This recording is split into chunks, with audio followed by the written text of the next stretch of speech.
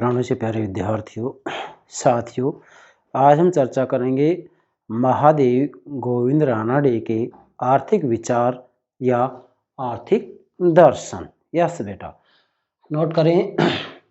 महादेव गोविंद रानडे के आर्थिक विचार या आर्थिक दर्शन।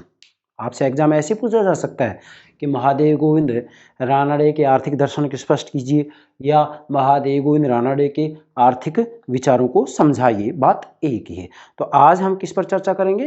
रानडे ने आर्थिक या अर्थव्यवस्था के बारे में अपने क्या विचार दिए हैं। देखो बेटा, आप सबसे पहले इस बात को ध्यान में रखें कि रानडे के समय में भाई इनका जो जन्म और मरण है मैंने आपको बता दिया था। तो वास्तव में उस समय भारत गुलाम था और उदार राष्ट्रवादियों के सामने मुख्य समस्या यही थी कि भाई भारत की जो अर्थव्यवस्था है वो बड़ी कमजोर है। आर्थिक दृष्टि से भारत की स्थिति बड़ी दयनीय है। तो रानडे ने भी अर्थव्यवस्था की मजबूती हो, अर्थव्यवस्था सुदृढ़ हो, इसके लिए अपने विचार दिए हैं। तो सीधा सा भावार्थ होगा कि अर्थव्यवस्था के बारे में रानडे ने जो अपने विचार दिए हैं उनको ही आर्थिक विचार या आर्थिक दर्शन की संज्ञा दी जाती है। यस बेटा, अब ध्यान दें। देखो बेटा, वास्तव में देखा जाए तो महादेव गोविंद रानडे ने अर्थव्यवस्था के ऊपर अपने विचार दिए, समाज व्यवस्था पर अपने विचार दिए, धार्मिक व्यवस्था पर अपने विचार दिए, राजनीतिक व्यवस्था पर अपने विचार दिए। क्या कारण है इसका? इसका कारण ये है कि रानडे के समय में भारत राजनीतिक दृष्टि से देखें तो ब्रिटेन के अधीन था, अर्थव्यवस्था की दृष्टि से देखें तो दरिद्रता व्याप्त थी, धार्मिक दृष्टि से देखें तो दुनिया भर के अंधविश्वास फैले हुए थे, है। इसी के साथ में सामाजिक दृष्टि से देखें तो भारत के अंतर्गत विभिन्न प्रकार की कुरीतियां मौजूद थी। तो रानडे इन सब में सुधार करना चाहते थे। बस मूल बात आपको ये ध्यान में रखनी है। तो आज हम केवल आर्थिक विचार की चर्चा करेंगे। तो नोट करेंगे रानडे के आर्थिक विचार या आर्थिक दर्शन। देखिएगा बेटा, अब रानडे के आर्थिक विचारों को मैं आपको अच्छे से समझाऊं इसके लिए सबसे पहले मैंने आपको पहले बताया था कि उदारवादी धारा के जितने भी सदस्य हैं, मुख्यतः 4 प्रतिनिधि विचारक हैं, राजा राम मोहन राय, महादेव गोविंद रानडे, दादा भाई नौरोजी और गोपाल कृष्ण गोखले। बेटा, इन चारों विचारकों को समझने के लिए आपके लिए मैंने ये डायग्राम बना रखा है। इस डायग्राम के माध्यम से आप उदारवादी धारा के जो 4 सदस्य हैं इन चारों ही सदस्यों के विचारों को समझ सकते हैं। 4 सदस्य मतलब राजा राम मोहन राय, महादेव गोविंद रानडे, दादा भाई नौरोजी, गोपाल कृष्ण गोखले। और इनमें भी सबसे महत्वपूर्ण कौन है? गोपाल कृष्ण गोखले। क्यों? क्योंकि गोपाल कृष्ण गोखले उदारवादी धारा के नेता थे। उदारवादी धारा का नेतृत्व किया था इन्होंने, इसलिए गोपाल कृष्ण गोखले महत्वपूर्ण है। तो आपको ध्यान रखना है। अब चूंकि हमें गोपाल कृष्ण गोखले को भी समझना है, तो अगर आप रानडे को समझ जाते हैं तो आगे चल करके गोपाल कृष्ण गोखले को भी समझने में दिक्कत नहीं आएगी। क्यों? क्योंकि रानडे ईश्वरवादी धारणा के समर्थक थे, ईश्वर की सत्ता को स्वीकार करते हैं। इसका मतलब राजनीति में नैतिकता को स्वीकार करते हैं। तो गोपाल कृष्ण गोखले ने भी आगे चल करके राजनीति में नैतिकता स्वीकार किया है। मैं थोड़ा सा संकेत कर रहा हूं यहाँ। चलो सबसे पहले डायग्राम लेते हैं हम। इस डायग्राम के माध्यम से आप उदारवादी धारा के चारों जो प्रतिनिधि विचारक हैं इनके विचारों को समझ सकते हैं। तो सबसे पहले आप नोट करेंगे उदारवादी धारा के सदस्य, मतलब जो महादेव गोविंद रानडे हैं, ये उदारवादी धारा से संबंधित विचारक हैं या उदार राष्ट्रवादी धारा से संबंधित विचारक है। ये ध्यान रखना है आपको, उदारवादी धारा से संबंधित विचारक हैं। ठीक है। तो उदारवादी धारा के सदस्य कौन कौन है? राजा राम मोहन राय, दादा भाई नौरोजी, महादेव गोविंद रानडे और गोपाल कृष्ण गोखले। अब बेटा, मूल बात यहाँ ये आती है कि जो ये उदारवादी धारा के चारों सदस्य हैं, जिसमें महादेव गोविंद रानडे भी आता है, चारों सदस्य ब्रिटिश उदारवाद की मान्यताओं से प्रेरित थे। क्या मतलब हुआ कि राजा राम मोहन राय, दादा भाई नौरोजी, महादेव गोविंद रानडे और गोपाल कृष्ण गोखले चारों के चारों उदारवादी धारा के जो सदस्य हैं वो ब्रिटेन की उदारवादी विचारधारा की मान्यताओं से प्रेरित थे, प्रभावित थे। अब ब्रिटेन की उदारवादी जो विचारधारा है, इसका क्या मतलब है? उदारवादी विचारधारा व्यक्ति की स्वतंत्रता को केंद्र बिंदु बनाती है, मतलब व्यक्ति की स्वतंत्रता केंद्र बिंदु है इसका उदारवादी धारा का। अब उदारवादी धारा व्यक्ति की स्वतंत्रता को बल देती है, लेकिन इसके साथ ही महादेवगुप्त रानाडे ने यह कहा कि भाई जो अर्थव्यवस्था है, जो आर्थिक गतिविधियां हैं, इनमें राज्य को हस्तक्षेप करना चाहिए। इसका मतलब महादेवगुप्त रानाडे ने स्पष्ट कर दिया कि आर्थिक गतिविधियों में राज्य को हस्तक्षेप करना चाहिए, औद्योगिक क्षेत्र में राज्य को हस्तक्षेप करना चाहिए, औद्योगिकीकरण के ऊपर बल दिया जाना चाहिए। कौन कह रहे हैं? रानाडे। इसका मतलब उदारवादी धारा के साथ में पूर्वी अर्थात भारत की, पूर्व मतलब भारत की, प्राचीन भारत की मान्यताओं को जो है रानाडे ने यहाँ स्वीकार किया है। तो हम कह सकते हैं कि रानाडे ने पूर्व और पश्चिम की विचारधाराओं का समन्वय किया है। तो नोट करें, ब्रिटिश उदारवाद की मान्यताओं से ये प्रेरित थे। कौन? महादेवगुप्त रानाडे। और जो ब्रिटेन की उदारवादी विचारधारा है वो व्यक्ति को साध्य मानती है और समाज को, राज्य को साधन मानती है। इसका मतलब ये है कि जो उदारवादी विचारधारा है वो व्यक्ति को साध्य मानती है, समाज और राज्य को साधन मानती है। ये बात उदारवादी धारा के इन चारों सदस्यों ने स्वीकार की। इसका मतलब महादेवगुप्त रानाडे ने भी इस विचार को स्वीकार किया कि व्यक्ति अपने आप में साध्य है और समाज और राज्य साधन है। मतलब व्यक्ति प्रत्येक वस्तु का मापदंड है। अगर व्यक्ति का अहित किसी भी प्रथा कानून से होता है तो ऐसी स्थिति में उस प्रथा कानून रीति रिवाज का विरोध किया जाना चाहिए, लेकिन व्यक्ति का हित किसी भी सूरत पर नहीं होना चाहिए, क्योंकि समाज का और राज्य का निर्माण व्यक्तियों ने अपने हित के लिए किया है। इसलिए जो महादेवगुप्त रानाडे हैं उन्होंने उदारवादी, ब्रिटेन की जो उदारवादी विचारधारा है उसकी इस बात को स्वीकार किया कि व्यक्ति अपने आप में साध्य है जबकि समाज और राज्य साधन है। और इस बात को मैं ये कहूँगा कि हमेशा हमेशा के लिए जो है मानव जातियों को स्वीकार करना चाहिए कि व्यक्ति अपने आप में साध्य है। मतलब व्यक्ति व्यक्ति होने के नाते सम्मान के योग्य है, व्यक्ति व्यक्ति होने के नाते गरिमा से संपन्न है, व्यक्ति व्यक्ति होने के नाते ही सम्मान के योग्य है, इसलिए इसे किसी भी सांसारिक साधन से नहीं तोला जा सकता। मतलब प्रथा, परंपरा, कानून, रूढ़ियाँ, रीति रिवाज, धन, जाति इत्यादि इस व्यक्ति को नहीं तोला जा सकता। मनुष्य मनुष्य है, इसलिए गरिमा से संपन्न है। इसको किसी भी सांसारिक धातु से, पदार्थ से, धन से नहीं तोला जा सकता। अब यहाँ उदारवादी मान्यताओं से प्रेरित थे चारों के चारों।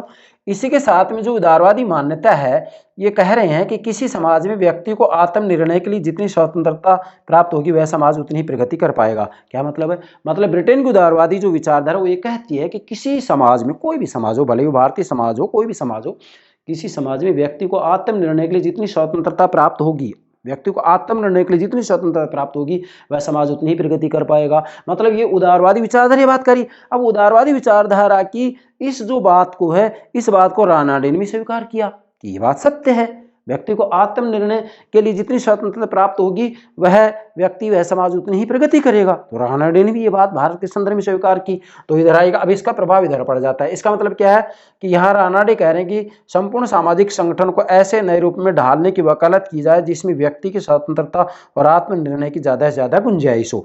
मतलब यहाँ पर उदारवादी विचारधारा की जो मान्यताएं हैं वो मान्यताओं का सीधा सा अर्थ ये हो रहा है कि भाई आत्मनिर्णय के लिए जितनी स्वतंत्रता प्राप्त होगी वह समाज उतनी प्रगति कर पाएगा। और यहाँ समाज प्रगति तभी कर पाएगा जबकि संपूर्ण सामाजिक संगठन, जैसे रानाडे के समय में हम देखेंगे समाज व्यवस्था में विभिन्न प्रकार की कुरीतियां थी, तो उन सभी कुरीतियों को दूर करने की बात कर रही है। तो संपूर्ण सामाजिक संगठन को एक ऐसे नए रूप में ढालने की वकालत की जिसमें व्यक्ति की स्वतंत्रता और आत्मनिर्णय की ज्यादा से ज्यादा गुंजाइश हो। इसका मतलब मूल बात व्यक्ति की स्वतंत्रता की आ रही है। तो रानाडे भी इस बात को स्वीकार कर रहे हैं कि व्यक्ति को ज्यादा से ज्यादा समाज व्यवस्था में स्वतंत्रता होनी चाहिए। तो स्वतंत्रता ही ब्रिटिश उदारवादी विचारधारा का केंद्र बिंदु है। इसलिए भारत के अंतर्गत उदारवादी धारा के चारों सदस्यों के ऊपर ब्रिटिश उदारवादी विचारधारा का प्रभाव पड़ा। अर्थात ब्रिटिश उदारवादी विचारधारा का केंद्र बिंदु व्यक्ति की स्वतंत्रता है और उदारवादी धारा के चारों ही सदस्यों ने व्यक्ति की स्वतंत्रता के ऊपर बल दिया है, जैसा कि हमने यहाँ पर देखा है। अब यहाँ जो मैंने बताया, राजा राम मोहन राय, दादाभाई नौरोजी, महादेवगुप्त रानाडे और गोपाल कृष्ण गोखले, ये चारों के चारों जो उदारवादी धारा के प्रतिनिधि विचारक हैं, इन्होंने इस बात को स्वीकार किया कि संपूर्ण सामाजिक संगठन को ऐसे नए रूप में ढालने की वकालत की है जिसमें व्यक्ति की स्वतंत्रता और आत्मनिर्णय की ज्यादा से ज्यादा गुंजाइश हो। तो ये बात इन चारों के चारों उदारवादी धारा के प्रतिनिधि विचारकों ने कही है। ठीक है। और इसके बाद में फिर मैंने यहाँ नोट किया है कि जो ये उदारवादी धारा के चार सदस्य, राजा राम मोहन राय, महादेवगुप्त रानाडे, दादाभाई नौरोजी, गोपाल कृष्ण गोखले, इन चारों की ही एक विडंबना है, या मैं तो ये कहूंगा उदारवादी धारा की एक विडंबना, भारतीय उदारवादी धारा की ब्रिटिश उदारवादी की बात नहीं करें हम, भारतीय उदारवादी धारा की ये एक मतलब देखो 1885 से लेकर 1947 तक जब हम इसको विभाजित करते हैं राष्ट्रीय आंदोलन को, तो प्रथम जो धारा आती है उदारवादी धारा आती है, 1885 शुरू हो जाती है, उसके बाद दूसरी धारा आती है उग्र राष्ट्रवादी धारा, और तीसरा आता है गांधी युग, है ना। तो मैं इन तीनों के ऊपर अलग से लेक्चर अपलोड करूंगा। यहाँ तो मैंने सामान्य स्वरूप में बताया कि 1885 में कांग्रेस की स्थापना से लेकर के 1947 तक जब भारत का आजाद होता है, तब तक जो है राष्ट्रीय आंदोलन को 3 युगों में बांट दिया जाता है, उदारवादी युग, उग्र राष्ट्रवादी युग और गांधी युग। ठीक है, तो ये एक प्रकार से ये हम उदार राष्ट्रवादी युग की चर्चा कर रहे हैं, जिसके प्रतिनिधि विचारक 4 हैं। अब विडंबना क्या है कि चारों के चारों विचारक या उदारवादी धारा के जो प्रतिनिधि विचारक हैं वो कहते हैं कि ब्रिटिश शासन के माध्यम से स्वतंत्रता प्राप्त हो जाएगी। मतलब इनकी विडंबना है कि ब्रिटिश शासन के माध्यम से स्वतंत्रता का स्वप्न देखते हैं। मतलब ये चारों के चारों ये कहते हैं कि ब्रिटिश शासन के अधीन रहते हुए हमें स्वतंत्रता मिल जाएगी, और ब्रिटिश शासन तो वैसे भी वरदान है। ब्रिटिश शासन तो ईश्वर की अनुकंपा है कि भाई ईश्वर की इच्छा थी कि भारत के ऊपर ब्रिटेन का शासन हो, इससे भारत का आधुनिकीकरण होगा, है भारत का विकास होगा। अगर वास्तविक रूप में ईश्वर ऐसा नहीं चाहता तो ब्रिटिश शासन हमारे यहाँ पर स्थापित नहीं होता। तो ये जो है ब्रिटिश शासन को एक प्रकार से वरदान के रूप में स्वीकार करते हैं, जबकि तिलक इसको अभिशाप मानते हैं। मतलब उग्र राष्ट्रवादी धारा के जो प्रतिनिधि विचारक है 3 लाल बाल पाल, ये तीनों की तीनों ही इसको जो है अभिशाप मानते ब्रिटिश शासन को, जबकि ये उदारवादी धारा के प्रतिनिधि ब्रिटिश शासन को वरदान मानते हैं। तो ये आपको ध्यान में रखना, ये वरदान मानते हैं, जबकि उग्र राष्ट्रवादी धारा के प्रतिनिधि विचारक लाल बाल पाल ये जो है इसको क्या मानते हैं, अभिशाप मानते हैं। और उग्र राष्ट्रवादी धारा का नेतृत्व लोकमान्य बाल गंगाधर तिलक ने किया है, जबकि उदारवादी जो धारा है या जो उदार राष्ट्रवादी धारा है इसका नेतृत्व गोपाल कृष्ण गोखले ने किया है। तो ये आपको ध्यान रखना है। तो ये आपका डायग्राम होगा, इससे आप जो है उदारवादी धारा के जो है किसी भी विचारक का अध्ययन कर सकते हैं, उसको समझ सकते हैं। अब हम आज की मूल बात ले रहे हैं महादेव गोविंद रानड़े के आर्थिक विचार। चलिए अब इधर आए। ये बेटा ये जो डायग्राम है ना, ये तो आपको अच्छे से याद कर लेना, कंठस्थ समझ लेना है। क्यों? क्योंकि भले आप राजा राम मोहन राय समझें, दादा भाई नौरोजी समझें, महादेव गोविंद रानड़े समझें, गोपाल कृष्ण गोखले समझे, या मैं तो ये कहूँगा भले अरविंद घोष को भी समझें, है ना। मतलब उदारवादी धारा के वैसे महत्वपूर्ण जो विचारक हैं वो 4 ही हैं, बाकी और भी बहुत हैं। ठीक है, तो रानाडे का आर्थिक दर्शन लेते हैं अब हम। बेटा ध्यान दें, वास्तविक रूप में देखा जाए तो आधुनिक भारत के संदर्भ में आर्थिक प्रगति का मार्ग प्रशस्त करने वाले प्रथम अर्थशास्त्री थे। कौन? महादेव गोविंद रानाडे। तो नोट करेंगे, महादेव गोविंद रानाडे भारत के संदर्भ में, भारतीय आर्थिक चिंतन के संदर्भ में, आधुनिक भारतीय आर्थिक चिंतन के संदर्भ में आर्थिक प्रगति का मार्ग प्रशस्त करने वाले प्रथम अर्थशास्त्री थे। कौन? महादेव गोविंद रानाडे। नोट करेंगे, प्रथम अर्थशास्त्री थे। कौन थे? महादेव गोविंद रानाडे। देखो वास्तव में महादेव गोविंद रानाडे को ही जो है भारतीय अर्थशास्त्र का जनक माना जाता है, क्योंकि अर्थव्यवस्था के क्षेत्र में आधुनिक समय में आधुनिक भारतीय राजनीतिक चिंतन के अंतर्गत महादेव गोविंद रानाडे ने सबसे पहले आर्थिक विकास के संदर्भ में अपने विचार दिए थे। इसलिए भारतीय अर्थशास्त्र का जनक रानाडे को ही माना जाता है। जरा नोट कीजिएगा, भारतीय अर्थशास्त्र का जनक किसे माना जाता है? भारतीय अर्थशास्त्र की बात कर रहा हूं मैं, रानाडे को माना जाता है। चलिए अब मैंने जैसे यहाँ नोट भी कर दिया है, भारतीय अर्थशास्त्र के पिता की संज्ञा इसे दी जाती है। किसको? रानाडे को। नोट करेंगे, भारतीय अर्थशास्त्र के पिता की संज्ञा दी जाती है। किसको? महादेव गोविंद रानाडे को। तो आप नोट करेंगे, महादेव गोविंद रानाडे को भारतीय अर्थशास्त्र के पिता की संज्ञा दी जाती है। क्यों दी जाती है? क्योंकि आधुनिक भारतीय राजनीतिक चिंतन के अंतर्गत सबसे पहले महादेव गोविंद रानाडे ने ही आर्थिक विकास की, आर्थिक प्रगति की स्पष्ट रूप में बात कही है, इसलिए इसको जो है इसका पिता माना जाता है। चलिए अब हम महादेव गोविंद रानाडे के आर्थिक विचारों को 4 बिंदुओं के आधार पर समझेंगे, या महादेव गोविंद रानाडे के आर्थिक दर्शन को 4 बिंदुओं के माध्यम से समझेंगे। तो आप नोट करेंगे यहाँ, महादेव गोविंद रानाडे के आर्थिक विचार को या आर्थिक दर्शन को हम मैं जैसे बोल रहा हूँ वैसे नोट करो, हम निम्न बिंदुओं के आधार पर या निम्न शीर्षकों के आधार पर स्पष्ट कर सकते हैं। नोट करेंगे यहाँ, इससे पहले बिंदु से पहले, महादेव गोविंद रानाडे के आर्थिक विचार या आर्थिक दर्शन को हम निम्न बिंदुओं या शीर्षकों के आधार पर स्पष्ट कर सकते हैं। यस, चलिए, पहली बात है भारत की दरिद्रता के लिए उत्तरदायी कारण। सबसे पहले महादेव गोविंद रानाडे ने भारत की दरिद्रता के लिए जो उत्तरदायी कारण थे उनको स्पष्ट किया। मतलब महादेव गोविंद रानाडे ने ये स्पष्ट कर दिया कि भारत की गरीबी का कारण क्या है, भारत की दरिद्रता के लिए उत्तरदायी कारण क्या है, उनको स्पष्ट किया सबसे पहले इसने। मतलब भारत की अर्थव्यवस्था कमजोर क्यों है, भारत गरीब क्यों है, भारत की इतनी दयनीय स्थिति क्यों बनी हुई है, इसके लिए कौन से कारण उत्तरदायी हैं, उन कारणों को इन्होंने स्पष्ट किया सबसे पहले। किसने? महादेव गोविंद रानाडे। जैसे मैंने नोट भी कर दिया है। सबसे पहले तो जो महादेव गोविंद रानाडे हैं ये दादा भाई नौरोजी के निर्गम सिद्धांत से सहमति नहीं देते हैं। नोट करें इसको, व्यापक रूप में समझाऊंगा। दादा भाई नौरोजी के निर्गम सिद्धांत से रानाडे सहमत नहीं है। मतलब महादेव गोविंद रानाडे दादा भाई नौरोजी का जो निर्गम सिद्धांत है इससे सहमत नहीं है। पहले इसको नोट करेंगे। दादा भाई नौरोजी, बेटा मैं इसको थोड़ा सा सिस्टमेटिक रूप में बोल रहा हूँ, नोट करें। दादा भाई नौरोजी महादेव गोविंद रानाडे के निर्गम सिद्धांत से सहमत नहीं थे। नोट करें इसको, सहमत नहीं थे। ठीक है। अब ये निर्गम सिद्धांत क्या है बेटा? निर्गम सिद्धांत का सीधा सा अर्थ है कि निर्गम सिद्धांत मतलब दादा भाई नौरोजी का जो निर्गम सिद्धांत है, निर्गम सिद्धांत जो है वो ये कहता है कि भाई जब तक हम ब्रिटेन को बहुत ज्यादा कर देते रहेंगे तब तक हमारी दुर्दशा होती रहेगी। मतलब ज्यादा कर दिया जा रहा है किसको? ब्रिटेन को। अब दादा भाई नौरोजी कह रहे हैं कि हमारी अर्थव्यवस्था कमजोर इसलिए है कि हम ब्रिटेन को बहुत ज्यादा कर दे रहे हैं, टैक्स दे रहे हैं। लेकिन रानाडे इस बात को स्वीकार नहीं कर रहे हैं। रानाडे कह रहे हैं कि नहीं, भारत की दरिद्रता का मूल कारण ये नहीं है, बल्कि आप इसको ऐसे कहिएगा कि अगर ब्रिटेन को कर दिया जा रहा है, बहुत कर भी दिया जा रहा है, तो ये कर दिया जा रहा है तो ये कर तो कुछ भी नहीं है, उसके बदले में तो ब्रिटिश सरकार हमारी बहुत कुछ कर रही है। ब्रिटिश सरकार तो एक ऐसा साहूकार है, ब्रिटिश सरकार तो एक ऐसा साहूकार है जो हमें कम ब्याज के ऊपर बहुत ज्यादा धन दे रही है। कौन कह रहे हैं ये बात? रानाडे ने कहा है। तो नोट करेंगे, रानाडे ने कहा है कि ब्रिटिश सरकार हमसे ज्यादा कर नहीं रही है, बल्कि उस कर के बदले में तो वह तो एक ऐसे साहूकार की भूमिका निभा रही है जो कि हमें कम ब्याज पर बहुत ज्यादा धन दे रही है।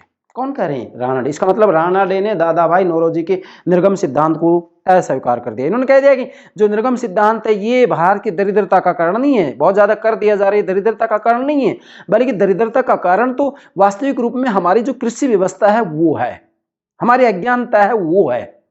कौन कह रहे हैं? रानाडे कह रहे। कैसे? यहां से आया आप।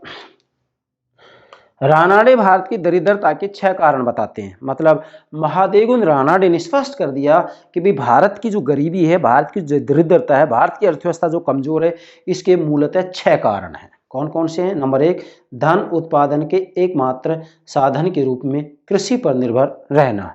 नोट करें, मतलब जो है केवल एकमात्र कृषि के ऊपर निर्भर रहना। दूसरा, नए उद्योगों को लगाने के लिए पूंजी का अभाव। भाई महादेव गोविंद रानाडे ने यह भी कहा है कि भाई हमारी जो अर्थव्यवस्था कमजोर है इसलिए कि हमारे पास पूंजी का अभाव है। तो पूंजी का अभाव। तीसरा है ऋण की पुरानी व्यवस्था, कर्जे की पुरानी व्यवस्था। चौथा है कुछ क्षेत्रों में जनाधिक्य, कुछ क्षेत्रों में जनता बहुत ज्यादा है। और अगला है साहस और जोखिम उठाने का अभाव। किसी भी जो है व्यक्ति के पास इतना साहस और जोखिम नहीं है कि वो कोई ना कोई खतरा ले सके। और अगला है परंपरागत सामाजिक ढांचे और गतिशील अर्थव्यवस्था के बीच असामंजस्य। महादेव गोविंद रानाडे ने भारत की दरिद्रता का ये 6ठा कारण बताया। तो ये 6 कारण बताए, ये 6 कारण अपने आप में स्पष्ट है, आप इनकी व्याख्या कर सकते हैं, मुझे ज्यादा बताने की आवश्यकता नहीं है। इसके बाद में जो महादेव गोविंद रानाडे हैं वो भारत की दरिद्रता का जो मूल कारण बता रहे हैं, वो क्या बता रहे हैं? ब्रिटिश सरकार की नीति को। मतलब ब्रिटिश सरकार की जो नीति है, ब्रिटिश सरकार की नीति के कारण भारत दरिद्र बना हुआ है। वो नीति क्या है? इस नीति का इन्होंने विरोध किया है। किसने? रानाडे ने। नीति यह है कि ब्रिटिश सरकार की, नोट करेंगे, ब्रिटिश सरकार की नीति यह है कि वह कच्चा माल सस्ते दाम पर भारत से लेते हैं और निर्मित माल महंगे दामों में भारत को बेचते हैं, इसलिए भारत दरिद्र है। ठीक है, तो इसको नोट करेंगे। इसके बाद में रानाडे कह रहे हैं कि भारत की दरिद्रता का कारण भारत के लोगों की अज्ञानता भी है, अज्ञानता, ठीक है, मैंने अज्ञान लिख दिया।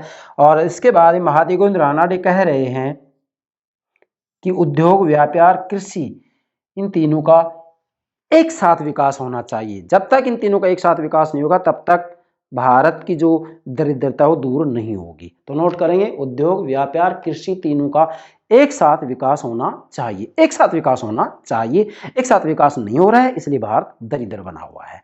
ठीक है, किसने की बात? रानाडे ने। तो ये पहला बिंदु आपका क्लियर होगा। चलिए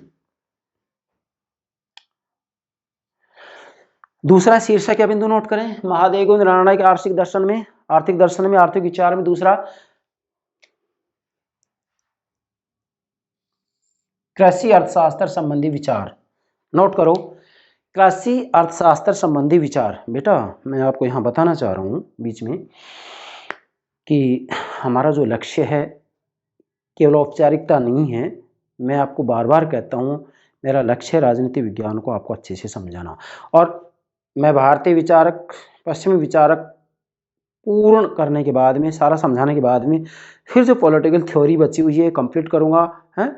इसी के साथ में कंपैरेटिव पॉलिटिक्स है, और लोक प्रशासन के कुछ टॉपिक बचे हुए हैं, अंतर्राष्ट्रीय राजनीति में कुछ बचा हुआ है, अनुसंधान प्रविधि का पूरा पेपर बचा हुआ है। मैं राजनीति विज्ञान का संपूर्ण पाठ्यक्रम आपके सामने रख दूंगा, बस मैं तो ये कह रहा हूँ। फिर भले ही आप किसी भी कंपटीशन की तैयारी करें, इससे हमारा कोई मतलब नहीं है। मूल बात ये है, मेरा समझाना है, बस लक्ष्य केवल समझाना है।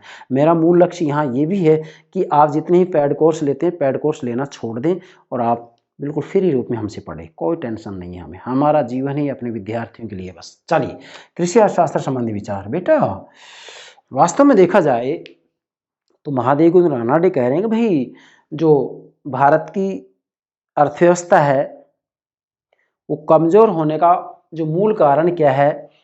कृषि की दयनीय स्थिति। मतलब कृषि के बारे में इन्होंने अपने विचार दिए कि भाई कृषि की जो स्थिति बड़ी दयनीय है। मतलब वही परंपरागत तरीके से, परंपरागत साधनों से खेती की जाती है और किसानों को ऋण से, कर्जे से उबारने का प्रयास सरकार के द्वारा किया जाना चाहिए। मतलब किसानों के ऊपर बहुत भारी भरकम कर्ज है, तो इस कर्ज से जो है सरकार किसानों को मुक्त करे।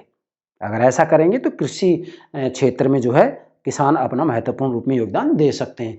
आगे लिखा मैंने, सरकार इस सिद्धांत को छोड़े कि सभी भूमि सरकारी। महादेव गोविंद रानाडे ने कहा कि भाई सरकार की नीति ये है कि सभी भूमि सरकार की है। उस समय था ये सिद्धांत कि भी सारी भूमि सरकार की है। अब सारी भूमि सरकार की होगी तो ऐसी स्थिति में जो जमींदार होंगे, किसान होंगे, वो दिल करके वहाँ पर खेती नहीं करें, क्योंकि उनको पता है कि ज़मीन हमारी है ही नहीं। तो इसके लिए क्या करना चाहिए? सरकार को इस सिद्धांत को बदलना चाहिए कि सभी भूमि सरकारी है, नहीं बल्कि भूमि के ऊपर किसानों का स्वामित्व स्थापित किया जाए, जिससे कि वो इस ज़मीन को अपनी समझें और पूरी मेहनत कर करके उसके ऊपर जो है उत्पादन संबंधित कार्य करें। अगर ऐसा करेंगे तो फिर इससे क्या होगा, जो है अन्न ज़्यादा उपजेगा। जब अन्न ज़्यादा उपजेगा तो इससे अर्थव्यवस्था भी मजबूत होगी। तो ध्यान देंगे ये, ठीक है। सरकार इस सिद्धांत को छोड़े कि सभी भूमि सरकारी, मतलब रानाडे के समय में ये सिद्धांत मौजूद था कि भाई सभी भूमि सरकारी है, जबकि रानाडे ने कहा कि सरकार को इस नियम को बदलना चाहिए, इस सिद्धांत को छोड़ना चाहिए, बल्कि वास्तविक रूप में जो भूमि है, भूमि के ऊपर किसानों का स्वामित्व स्थापित किया जाना चाहिए। तीसरा, औद्योगिकीकरण। अब बेटा औद्योगिकीकरण आगा, थोड़ा यहाँ समझेंगे। ब्रिटिश उदारवादी विचारधारा से रानाडे भी प्रभावित है। उदारवादी विचारधारा का केंद्र बिंदु व्यक्ति की स्वतंत्रता है।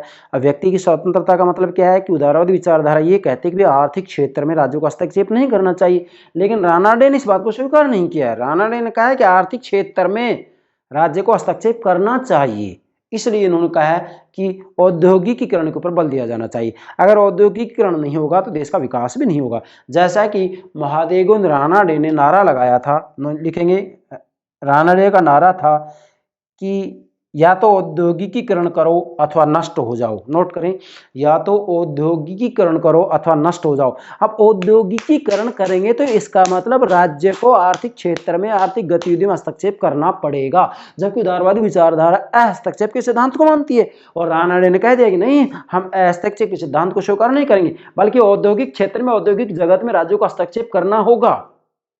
अगर राज्य हस्तक्षेप नहीं करेगा तो फिर जो है अर्थव्यवस्था मजबूत हो ही नहीं सकती है। ध्यान देना है अब यहाँ।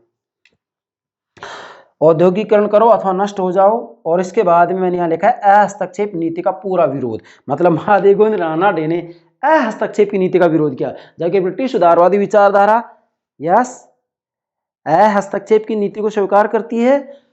उदारवादी विचारधारा हस्तक्षेप के सिद्धांत पर ही चलती है कि भी राज्य आर्थिक गतिविधि में हस्तक्षेप नहीं करेगा, लेकिन रानाडे ने कह दिया कि आर्थिक क्षेत्र में हस्तक्षेप करेगा राज्य।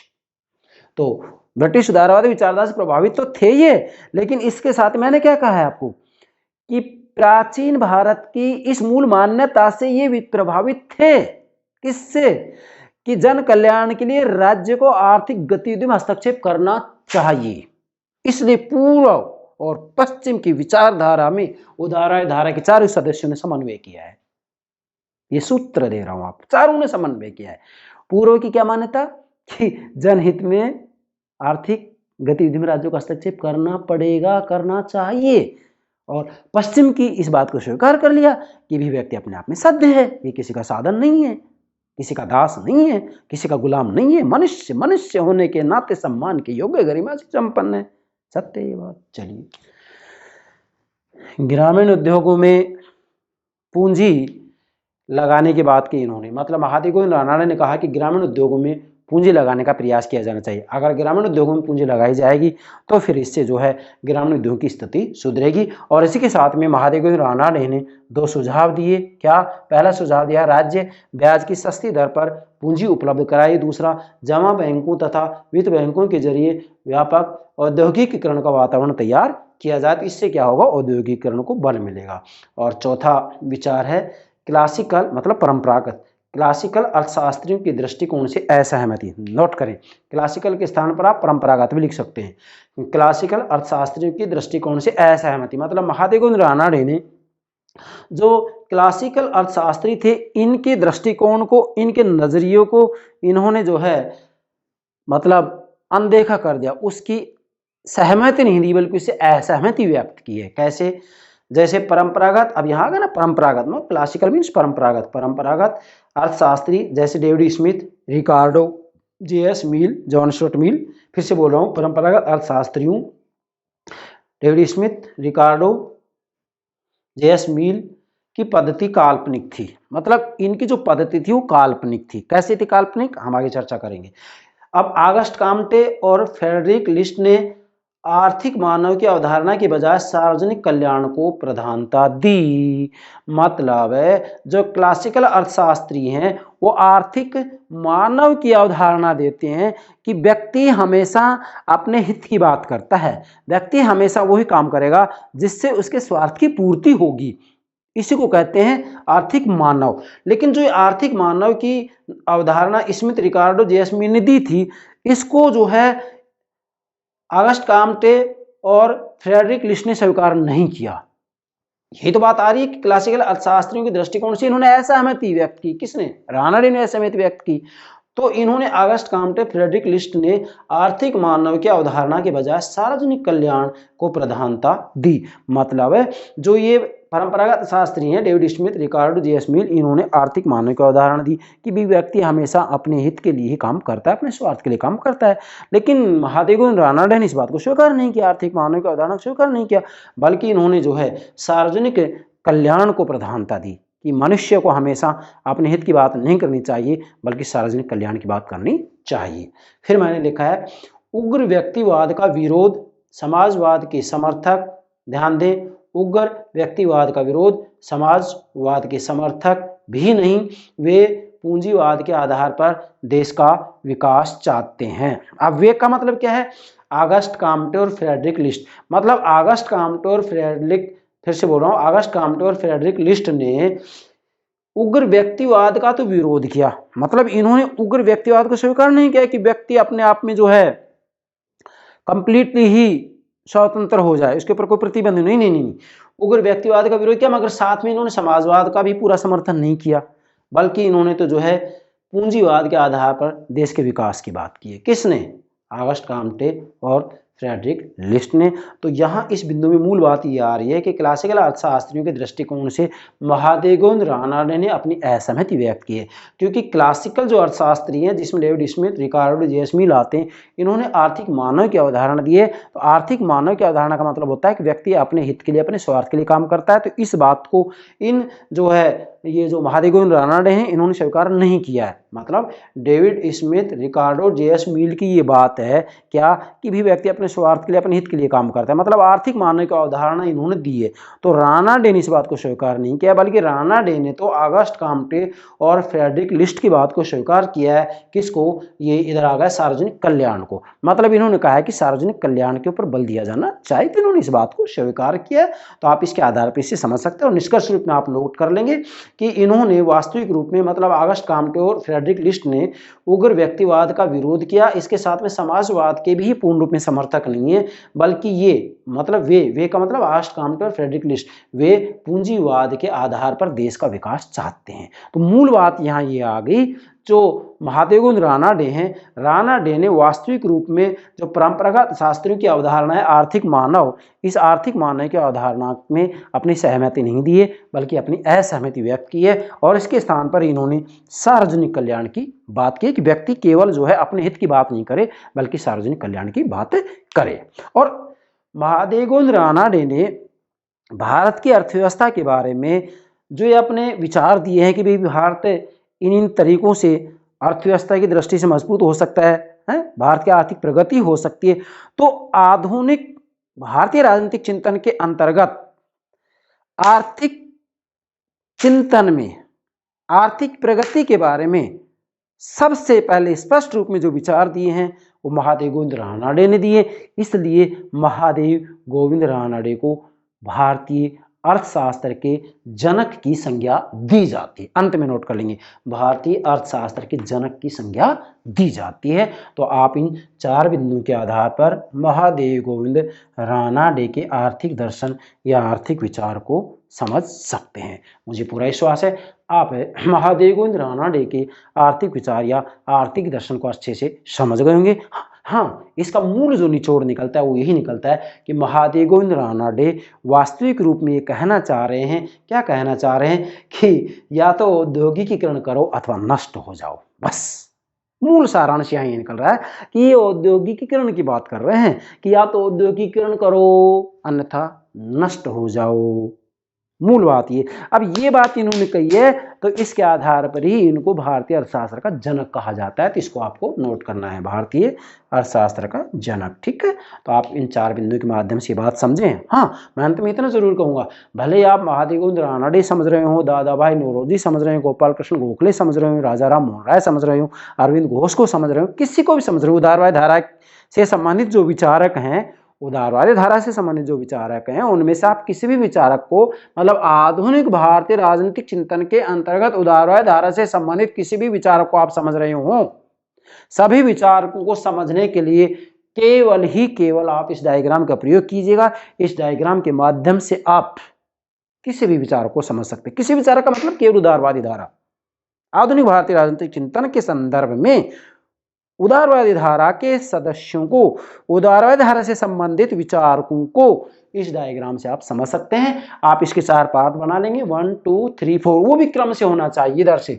1, फिर इधर आएंगे 2, फिर इधर आएंगे 3 और फिर इधर आएंगे 4। इसको समझ जाइएगा और उसके बाद विडंबना मैंने आपको समझाई है, इसको समझ जाइएगा। मैं विश्वास के साथ कहता हूँ उदारवादी धारा के जो प्रतिनिधि विचारक हैं, राजा राम मोहन राय, महादेवगोविंद रानाडे, दादाभाई नौरोजी, गोपाल कृष्ण गोखले और अरविंद घोष भी हैं इसके, इनको आप बेहतर तरीके से समझ सकते हैं। किसी भी कंपटीशन में आपसे कैसा ही प्रश्न पूछा जाए, आपका आंसर गलत नहीं हो सकता, नहीं हो सकता। तो मुझे पूरा विश्वास है आप महादेवगोविंद रानाडे के आर्थिक विचारों को बेहतर तरीके से समझ गए होंगे। यस बेटा, okay, thank you very much, thank you very much.